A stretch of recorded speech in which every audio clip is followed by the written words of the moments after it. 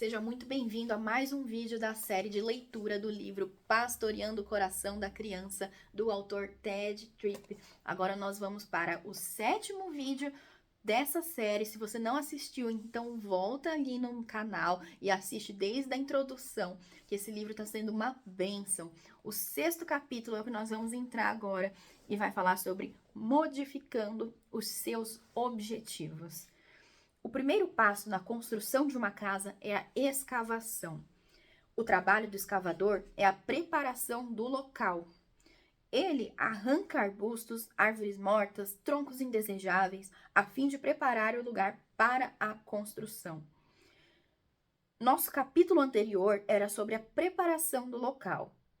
Limpamos o terreno. Agora estamos preparados para construir.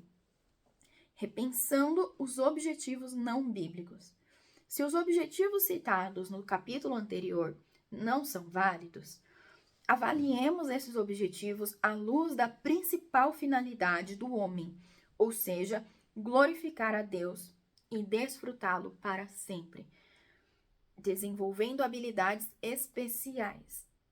Qual é o problema ao envolver os filhos em uma infindável lista de atividades? Muitos pais que nunca deixariam seus filhos estudarem em escolas públicas colocam-nos em aulas de dança. Recusam-se a deixá-los sob a influência do humanismo secular na escola, às vezes até colocando em escolas evangélicas, escolas confessionais, cristãs, mas os deixam expostos aos conceitos de beleza não bíblicos em aulas de dança, por exemplo.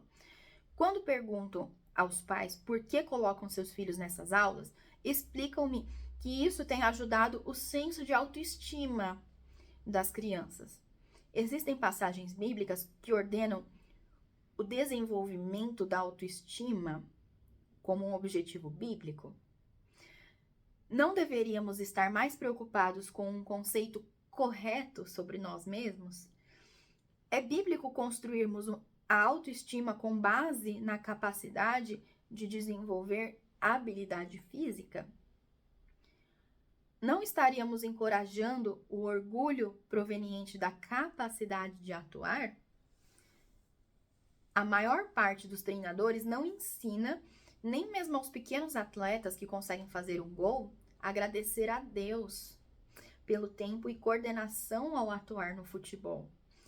Muitas dessas atividades ensinam seus filhos a confiarem em si mesmos, enquanto a Escritura ensina que a pessoa confiante em si mesma é o quê? É uma tola, cujo coração se afasta de Deus. O amor próprio e a autoconfiança que a nossa cultura proclama sempre leva o coração a afastar-se de Deus. Eu vou gravar um vídeo só sobre isso. Pode parecer chocante quando você ouve isso pela primeira vez, mas o amor próprio é uma coisa falsa. O amor próprio não tem base bíblica. Ai, mas então, Mariana, você está dizendo que a gente não tem que se cuidar, não tem que se amar? Jesus fala que a gente tem que amar o próximo como a ti mesmo. Então, eu tenho que amar na mesma medida a mim mesmo. Não é bem isso que isso quer dizer. Eu já vou gravar um vídeo sobre isso, explicando só sobre o amor próprio, o problema do amor próprio. E eu vou deixar o link aqui em algum lugar. Se não tá aparecendo ainda, você aguarda que logo vai aparecer. Eu vou linkar aqui para você. Enquanto isso, já deixa o seu comentário se você tá gostando de acompanhar essa série. Já se inscreve no canal e envia esse material para algum pai, alguma mãe que deseja aprender mais sobre educação de filhos. Aqui nós estamos estudando juntos, para isso que a gente tá aqui. Bom, então vamos em frente. Quais valores você ensina mediante os necessários sacrifícios que se pratica todos os dias? Muitas famílias que sempre têm tempo para a prática esportiva são incapazes de organizar a vida da família a fim de terem horários regulares de leitura bíblica e oração. Quais valores são transmitidos? Quais valores são ensinados quando o culto de domingo vem em segundo lugar em relação a prática do futebol ou da natação. Tudo isso porque as crianças precisam construir a sua autoestima. Em uma visão bíblica, deveríamos ensinar aos filhos o exercitar e cuidar de seus corpos, como uma expressão de mordomia pelos dons de Deus. Mordomia aqui no sentido de eu sou o mordomo. O mordomo é aquele que é responsável por cuidar de alguma coisa, por cuidar da casa. Então, se eu estou exercendo a mordomia pelos dons de Deus, significa que Deus me deu dons, Deus me deu capacidades e eu sou responsável por cuidar daquilo, desenvolver aquilo, entregar alguma coisa de volta para o Senhor que me deu essa missão. Mordomia aqui nesse sentido. Habilidades devem ser desenvolvidas porque Deus nos deu a mordomia dos talentos e capacidades especiais. Atividades que poderiam tornar os seus filhos mais capazes de servir e que poderiam abrir canais de ministério em favor de outros, deveriam ser encorajadas. Então, para usar o mesmo exemplo das aulas de dança, que foi falado aqui no início do capítulo, qual seria um canal de ministério em favor de outros através da dança?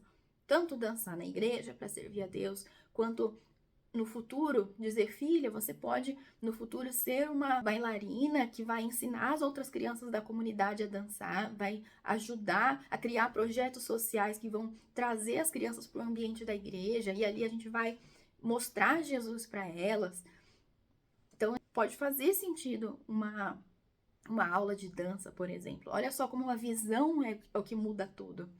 Atividades atléticas podem ser um meio valioso de oferecer à família unidade e união. Em vez de desmembrar as famílias, permitindo que cada um faça uma atividade física diferente, tais atividades podem servir para ensinar a lealdade familiar, em compartilhar os interesses de cada um em jogos e brincadeiras. Atividade vigorosa é válida para manter o corpo em excelente saúde. É recomendável preocupar-se com força e resistência para uma vida de serviço a Deus. Como a gente vai servir a Deus se a gente não tiver força e resistência física? A gente vai ficar só com vontade de deitar e dormir o dia inteiro. E aí não vai servir nada a Deus, certo? Atividades que fornecem flexibilidade, força e saúde cardiovascular são necessárias para sermos usados no reino de Deus. Descobrimos que uma viagem de 1.070 quilômetros de bicicleta, acampando diversas vezes durante o percurso, forneceu um desafio físico, mental e espiritual que foi facilmente focalizado nos objetivos bíblicos. Nosso filho Ted rapidamente entendeu que o amor à família ditou uma mudança em suas técnicas de ciclismo. Para a nossa turnê de bicicleta ser um projeto de família, ele não podia manter uma velocidade que o colocasse muito à frente dos ciclistas menos habilidosos. Seu desejo de servir impediu que o esporte se tornasse esporte pelo mero esporte. Sobre o ajustamento psicológico. E quanto à preocupação pelo ajuste psicológico? Vamos pensar em um exemplo social. O que você faz em resposta a um barra pesada? Muitos pais querem ajudar seus filhos a aprenderem a arte masculina da autodefesa. Tentam ensinar seus filhos como e quando lutar. Já ouvi pais cristãos darem este conselho a seus filhos, abre aspas, nunca comece uma briga, mas se alguém começar uma briga com você, então você termina, fecha aspas. Em outras palavras, não seja o agressor, mas se necessário, derrube-o com um soco. Esse conselho é bíblico? Como um pai muda de derrube-o com um soco para ore e peça ajuda a Deus? Não tem uma chavinha que dá para você virar na cabeça do filho? Deveríamos orar para que Deus nos ajude a derrubar o outro com um soco?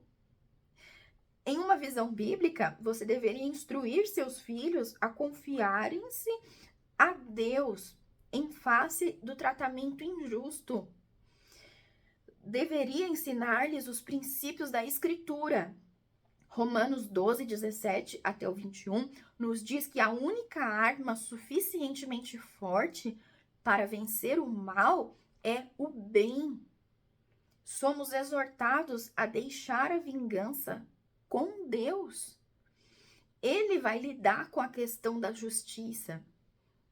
Lucas 6, 27 a 36 ajuda-nos a entender como amar nossos inimigos e fazer o bem àqueles que nos odeiam.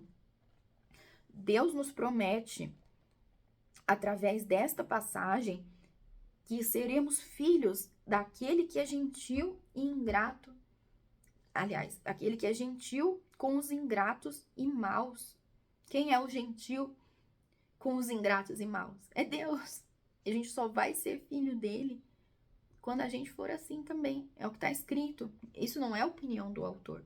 Em 1 Pedro 2, 23, nos diz que devemos encarar a justiça sem retaliação, confiando-nos a Deus.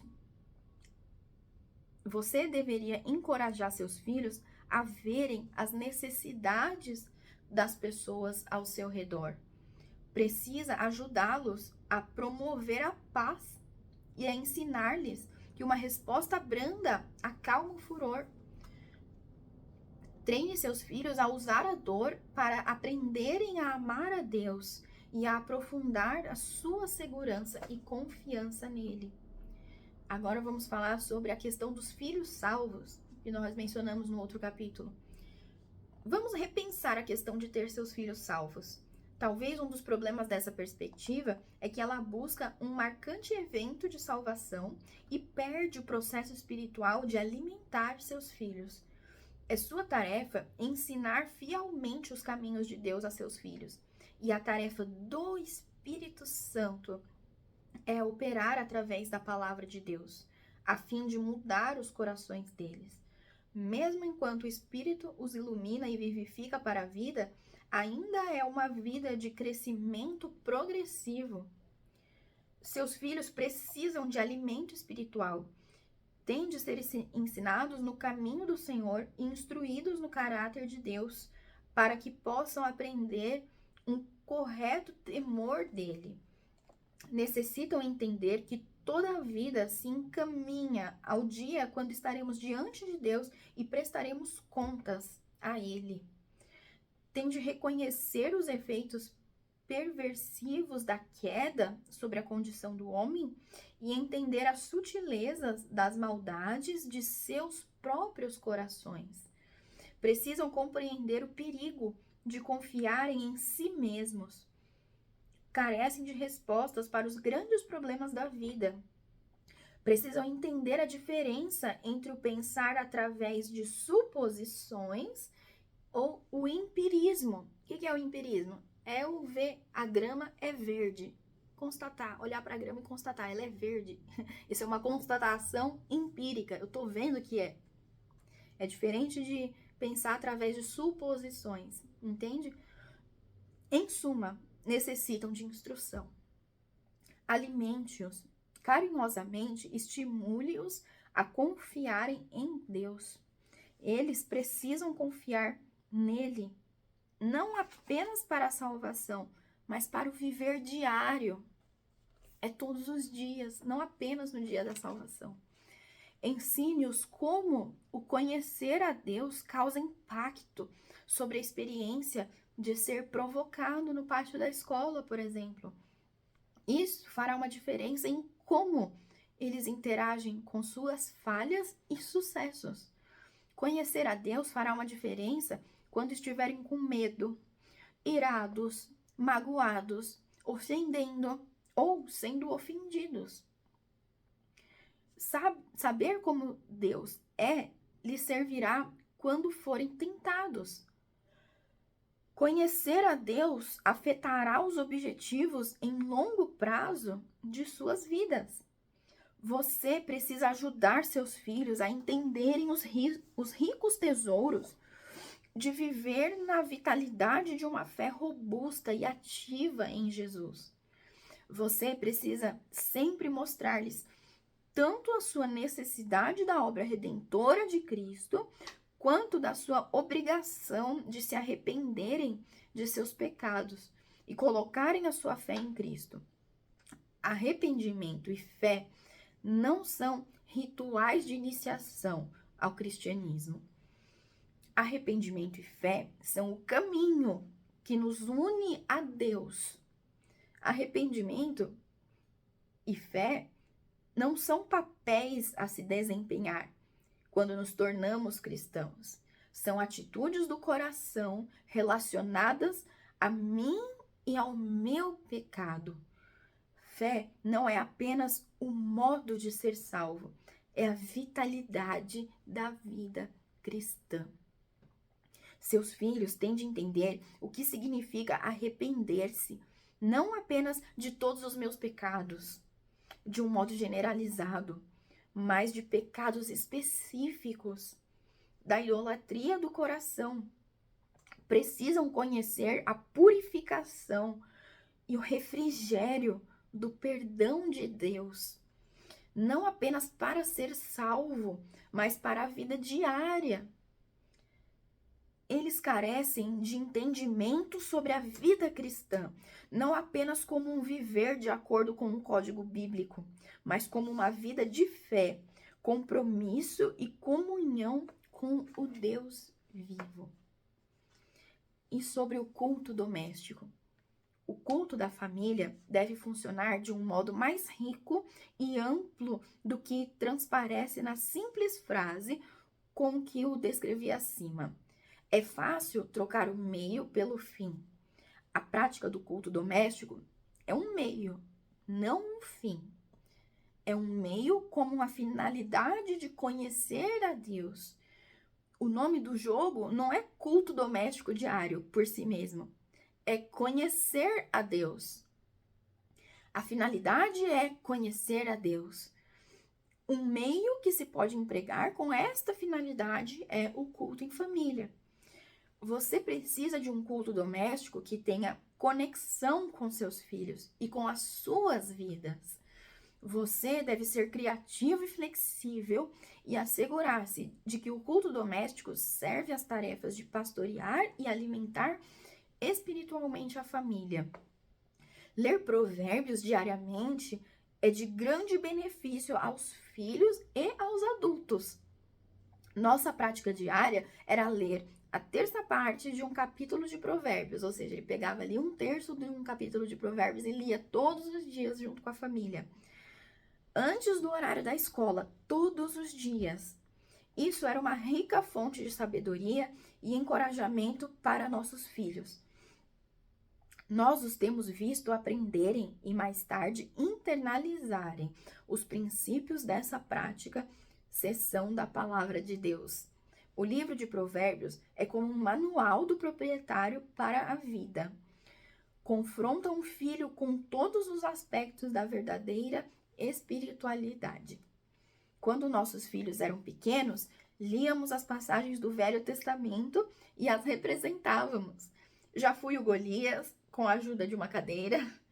Já nos escondemos em cavernas, que era debaixo da mesa, com Davi, enquanto ele fugia de Saul. Ler alguns dos salmos de perseguição em nossa caverna, que era a mesa, trouxe vida à palavra de Deus para nossos filhos. Um dia, arrumamos nossas coisas e saímos a pé, falando de Abraão, que deixou Ur, sem saber para onde ia, sabendo apenas que Deus iria com ele. Tentamos imaginar que saíamos de casa para nunca mais voltar e que não sabíamos para onde estávamos indo. Por que fazer tudo isso? Por essa simples razão: tornar a Bíblia viva para nossos filhos. Lembre-se que o objetivo do culto em família não é outro senão conhecer a Deus. Quando você perde de vista esse objetivo, o culto familiar torna-se um ritual vazio. Você só precisa ler Isaías 1 para ver o que Deus pensa sobre rituais vazios. Inclusive, isso vale até mesmo para o culto na igreja também. E outros tantos rituais religiosos que nós fazemos na nossa rotina evangélica cristã. E sobre filhos bem comportados. E os comentários anteriores sobre criar filhos bem comportados? Você não pode usar a abordagem da senhorita Bons Modos, visto que ela é simplesmente um meio sofisticado de manipulação social. Em uma visão bíblica, os bons modos são uma expressão e uma aplicação do dever de amar meu próximo como a mim mesmo. Esta é uma questão de ensinar os filhos a imitar o Senhor Jesus e seu altruísmo, tal como é exposto em Filipenses 2. Então, bons modos nada mais é do que uma forma de matar o próprio egoísmo, pensar no outro, servir. Quando se diz por favor e obrigado, baseado em saber o que significa buscar os interesses dos outros, estas formas gentis se tornam expressões do amor bíblico. Esperar para comer após todos terem se servido não é apenas uma convenção social vazia. É uma forma de mostrar consideração por aqueles que estão ao seu redor. Bom comportamento deve estar enraizado naquelas raras qualidades que o apóstolo Paulo viu em Timóteo. Abre aspas para o nosso querido apóstolo Paulo. Porque ninguém tenha de igual sentimento que sinceramente cuide de vossos interesses e conheceis o seu caráter provado.